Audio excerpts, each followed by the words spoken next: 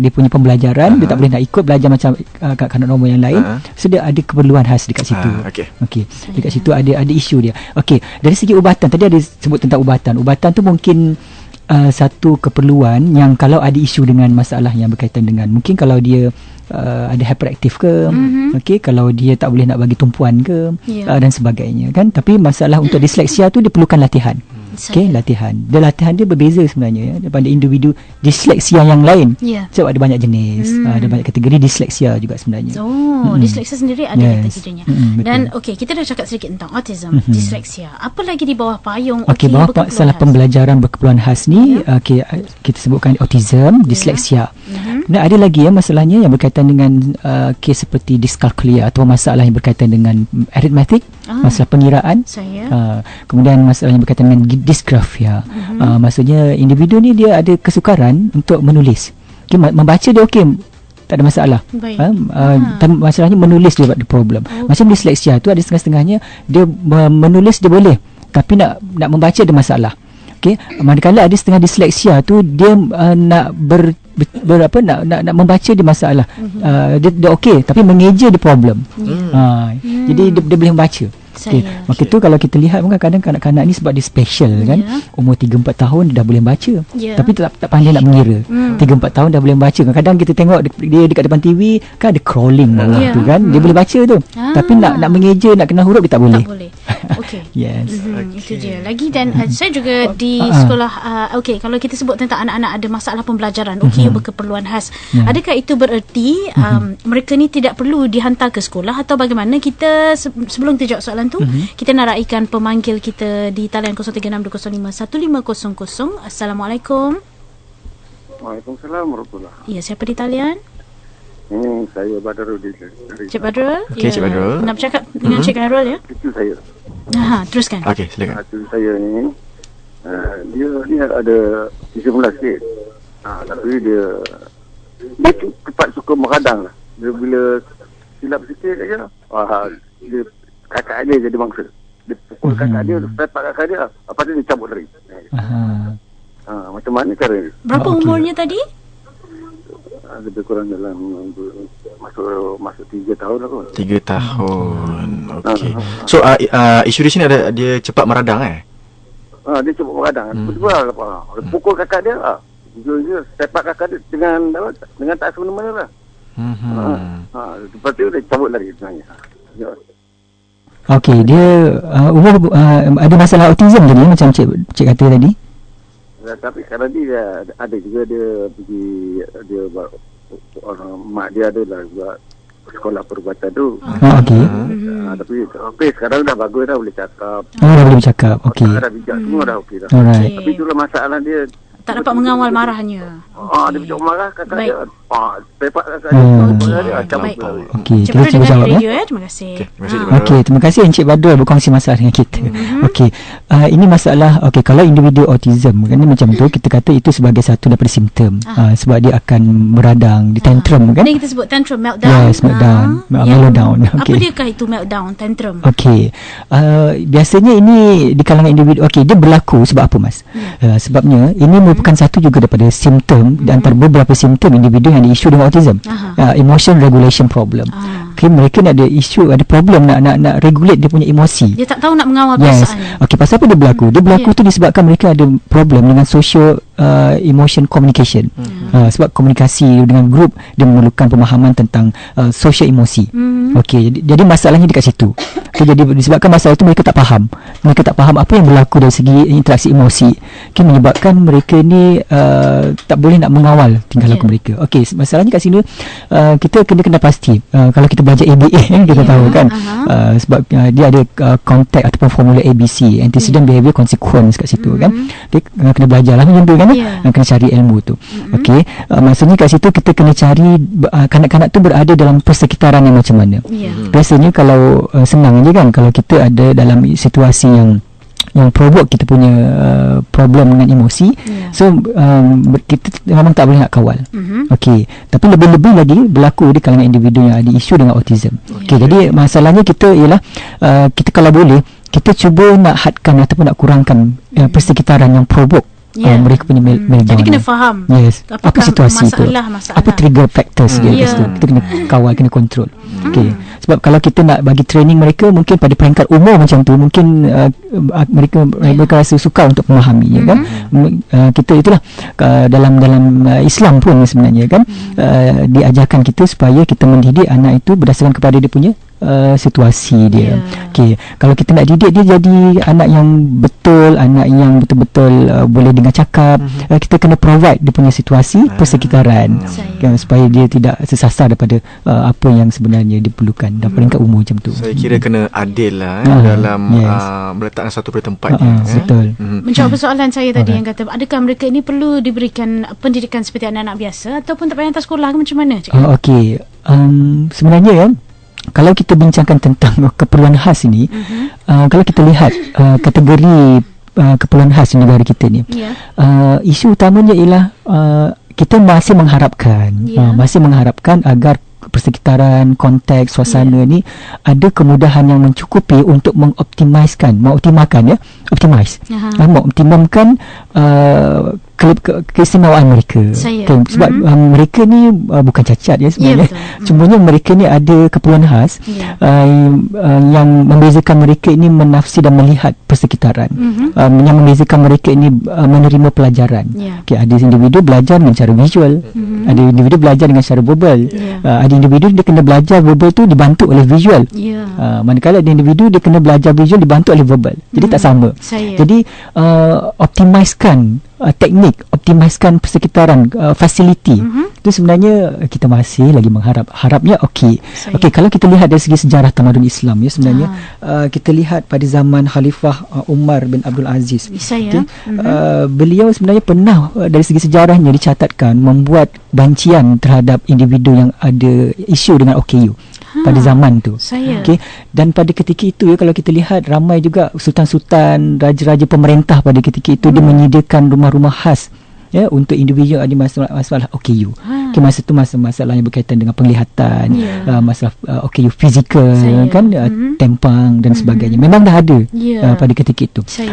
Jadi pada ketika sekarang ni lah kita lihat alhamdulillah dah ada pusat penjagaan khas untuk individu OKU dan dia berlaku pada peringkat government level national. Contohnya macam autism, kan, kita dah ada. Cumanya kita masih mengharap lagi isu yang berkaitan dengan diskalkulia, setengahnya individu tak tahu apa itu diskalkulia dan kita tak tahu siapa yang tahu yang berkaitan dengan diskalkulia ni, apa polisi yang kita ada. Kita tak ada. Disleksia kita ada, boleh kita sebutkan ni Mas, Persatuan Disleksia Malaysia, kita ada yayasan, macam-macam yayasan, kan. Kita ada, mungkin kita boleh sebut juga, kita ada NASOM, itu pun peringkat NGO. Kita mengharapkan ada polisi dia lah di peringkat national level. Pada ketika sekarang ini, sebabnya kalau kita nak jentuh tentang aspek yang berkaitan dengan maqasid syariah Mas, untuk penjagaan OKU, kita ni berada pada peringkat mana sebenarnya, peringkat hajiat, peringkat daruriyat ataupun pada peringkat tahsiniat. Ini masuk penjagaan maqasid syariah. Jadi pada ketika ini kalau kita nak lihat, kalau kita jadikan maqasid syariah itu sebagai satu scale, sebagai satu indikator yang boleh mengukur, saya nak katakan di sini kita masih lagi pada peringkat daruriyat sebenarnya. Daruriyat ataupun pada peringkat nak masuk ke tahap-tahap hajiat tu mungkin memerlukan masa lagi, apatah lagi pada peringkat tahsiniat. Iaitu peringkat yang mana yang berlaku apabila kita boleh mempunyai atau memiliki seberapa banyak mungkin fasiliti, kemudahan yang boleh mengoptimalkan kelebihan OKU. Sebabnya mereka ni ada kelebihan tapi kita tak optimalkan mereka. Baik, Cik Khairul. Kita nak raikan soalan lagi dari rakan-rakan pendengar kita di Facebook. Crest kata, Assalamualaikum. Waalaikumsalam. Saya perlu mengajar matematik untuk pelajar mild autism darjah 5. Agak susah untuk tarik perhatian mereka semasa proses pembelajaran dan sukar untuk memahamkan mereka tentang sesuatu pelajaran seperti subjek sains. Jadi mohon jika ada tips untuk mengajar pelajar begini. Alright. Individu autism ni dari segi fungsi kognitif fungsi kognitif mereka ni akan terjejas, khususnya berkaitan dengan executive function, Okay, executive function tu apa ya Mas? Dia berkaitan dengan problem solving, berkaitan dengan abstract reasoning. Abstract thinking tu memang dull kita kata kat situ kan.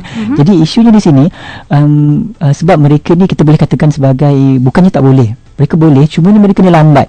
Okey, dan lambat dia tu berdasarkan kepada apa?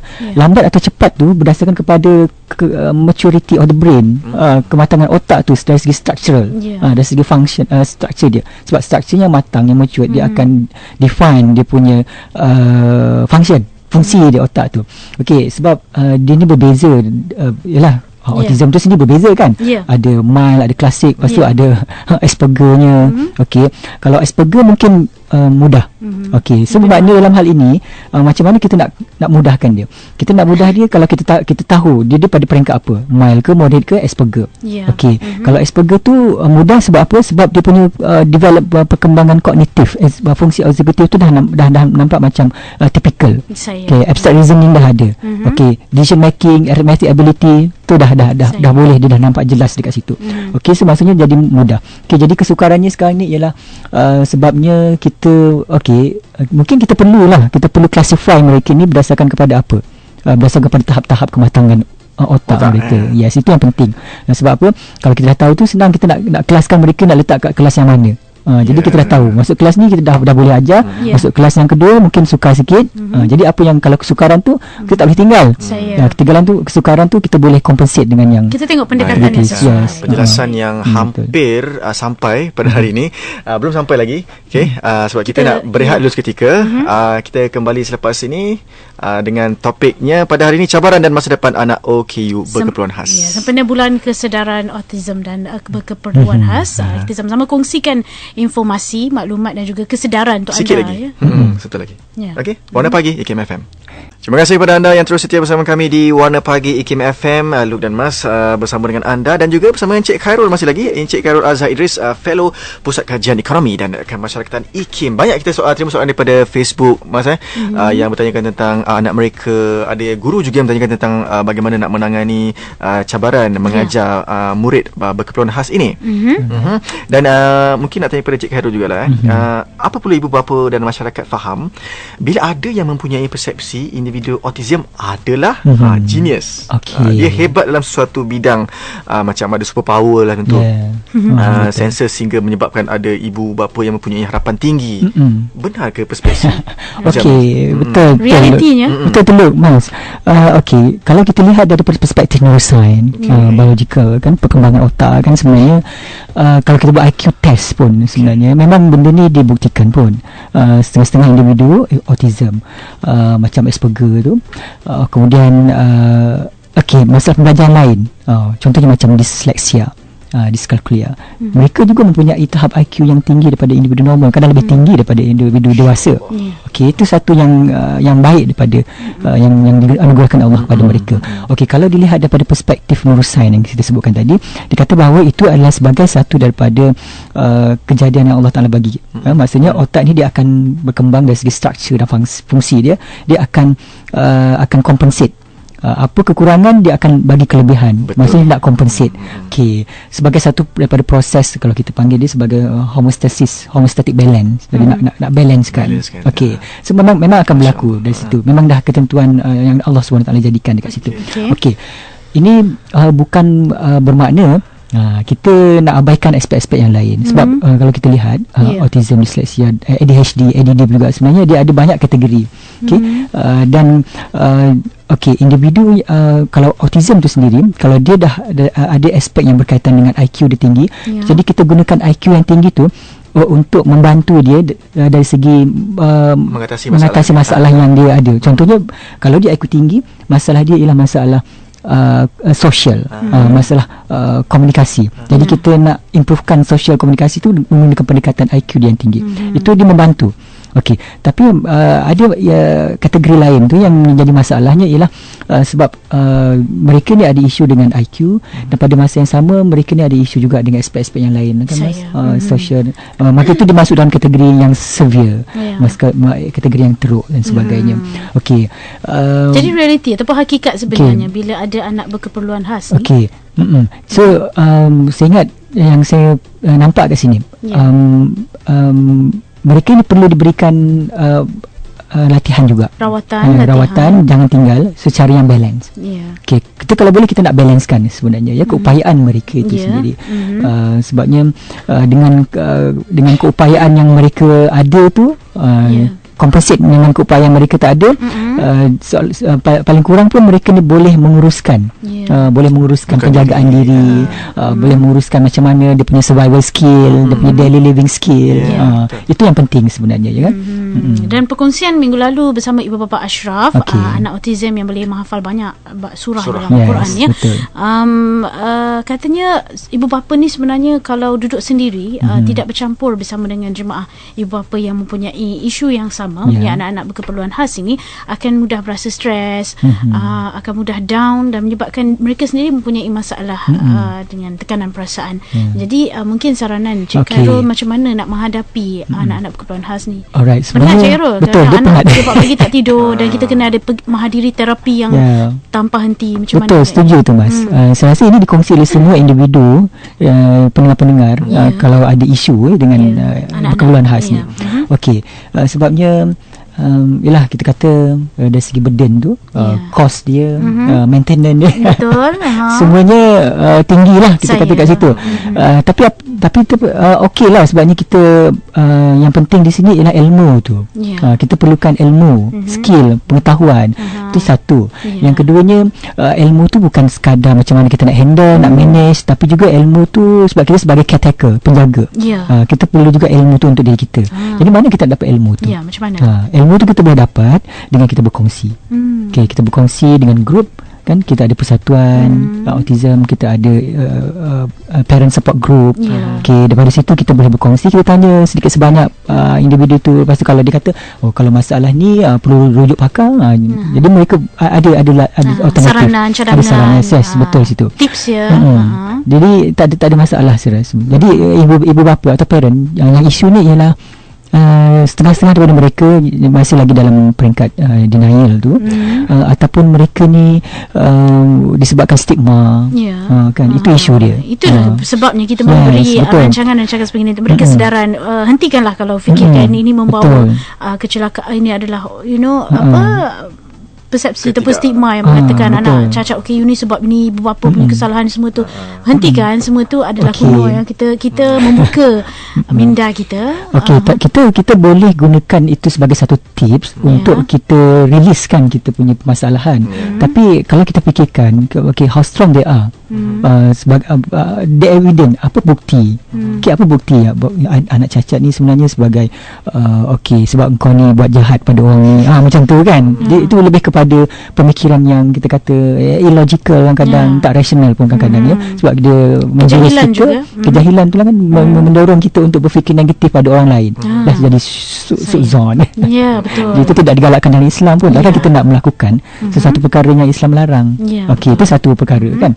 Yang seterusnya, kita ada banyak parent support group program. Jadi ini perlu diperbanyakkan lagi lah kesedaran, sebab ini sebagai kesedaran kan. Kita takut stigma dan juga denial tu menyebabkan berlaku kita kata macam penderaan pula. Sebab dalam kita tengok tadi dalam akta orang kurang upaya 2008 ada dinyatakan dekat situ hak-hak individu yang ada masalah pembelajaran. Jadi kepada ibu bapa di luar sana boleh baca sendiri kan, apa hak-hak individu. Mereka ni berhak sebenarnya untuk belajar, berhak untuk menjalani kehidupan, berhak untuk mempelajari daily living skill, belajar nak mengurus diri. Itu hak mereka sebenarnya. Jadi kita tak boleh abaikan, tak boleh nafikan sebenarnya hak itu. Dia bukan berlaku pada diri kita sebenarnya, tapi dia boleh berlaku kepada komuniti, jiran-jiran, kepada rakan sekerja, kepada saudara mara kan, adik-beradik. Mungkin boleh berlaku walaupun tidak berlaku pada diri kita. Jadi kita tak boleh nak ambil mudah, kita tak boleh nak pandang sepi lah, pandang ringan. Ambil berat, ambil peduli. Kalau tidak pun memberi sokongan kepada ibu bapa dan juga didik anak-anak kita untuk menerima kawan-kawan. Saya setuju sebenarnya Mas. Sebab dalam Islam ni kan diajarkan kita tentang kepelbagaian kan. Kita ni digalakkan untuk meraihkan, untuk berkenal-kenalan, disebabkan perbezaan itu sendiri. Dan semua kita ni adalah bersaudara. Jadi apakah langkah terbaik yang kita boleh lakukan? Kalau kita tak menjahanamkan mereka, kalau kita tak menghina mereka, at least kita duduk diam kan. Tak adalah kita mengata-ngata kan. Tak adalah kita kata okey tak penting lah benda ni, benda tu tak relevan dengan kita. Okey, at least kita lihat dengan rasa prihatin lah. Saya Kan, sebab ini Islam anjurkan kan, dalam Islam tu memang ada kena raikan saya tu sebabnya kalau di negara maju, kalau saya lihat dia orang-orang tua pun orang yang berumur, warga emas pun bila kita bawa anak-anak kita, dia boleh kesan adakah anak ni mempunyai masalah isu autism ke. Itu maknanya kesedaran dia sangat tinggi untuk menerima mereka ni sebahagian daripada masyarakat. Jadi kita tak nak orang-orang kita, bila kadang-kadang saya pergi masjid kita sebut maaf anak saya autism. Apa tu? Pada saya itu sangat menyedihkan sebab masyarakat masih lagi rendah pengetahuannya. Kita bukan saja nak maju dari sudut material, tapi juga dari sudut mental dan juga keprihatinan kita. Betul. Betul, saya setuju Mas. Tapi sekarang ni saya mungkin berkongsi dengan para ibu bapa di luar sana yang relevan dengan kes ataupun isu ini. Maksudnya kita kena optimiskan ciri-ciri yang ada pada individu keperluan khas ni. Kita kena optimiskan. Kita perbanyakkan lagi fasiliti. Kita guna kelebihan mereka betul. mengatasi kekurangan. Jadi untuk gunakan kelebihan mereka tu, kita kena kenal pasti. Macam mana nak kenal pasti tu? Nak kenal pasti tu, kadang-kadang kita perlukan rujukan kepada pakar, jumpa bawa mereka ni untuk buat assessment. Kemudian parent ibu bapa kena belajar cara-cara macam mana nak tengok kelebihan ataupun kekurangan anak itu, kemudian nak compensate benda tu macam mana. Betul. Memang penatlah sikit, tapi itu yang perlu kita hadapi kan, cabarannya untuk mendidik anak autism ni. Itu semua jalan ke syurga insya-Allah, tapi hakikatnya bukan percuma nak ke syurga tu tinggi bayarannya. Jadi usaha kita itulah yang kita letakkan sebagai jalan ke syurga insya-Allah. Yang penting kena istiqamah lah. Kita buat perkara tersebut sedikit demi sedikit setiap hari agar mereka dapat dirawat. Walaupun tidak boleh pulih sepenuhnya. Rawat dan juga pendidikan, hak mereka perlu ditunaikan. Banyak sebenarnya sekolah-sekolah dan kerajaan pun sudah meraikan mereka melalui PPKI, pendidikan khas, dan juga OKU kad, melalui kad OKU tu. Kita akan kongsikan mungkin minggu hadapan insya-Allah apa dia kelebihan jika mempunyai kad OKU ni. Jadi apa sekalipun kena dapatkan laporan dulu sebelum nak buat kad OKU tu supaya kita mudah untuk bergerak selepas diagnosis. Okey, jangan bertangguh. Kalau nampak ada ciri-ciri autism yang telah pun disebutkan oleh Encik Khairul tadi, bawa berjumpa pakar. Okay, mungkin boleh diberi rawatan secepat mungkin, insyaAllah. Itu yang terbaik. Cukup berdosa lah orang yang mensia-siakan tanggungjawab terhadap keluarganya. Itu dia sebagai seorang bapa yang bertanggungjawab. InsyaAllah. Amin. Terima kasih pada Encik Khairul atas perkongsian dan ilmu yang dicurahkan kepada rakan-rakan pendengar kita. One step smarter, satu langkah lebih bijak hari ini, lebih berilmu hendaknya insyaAllah, dan lebih terbuka fikiran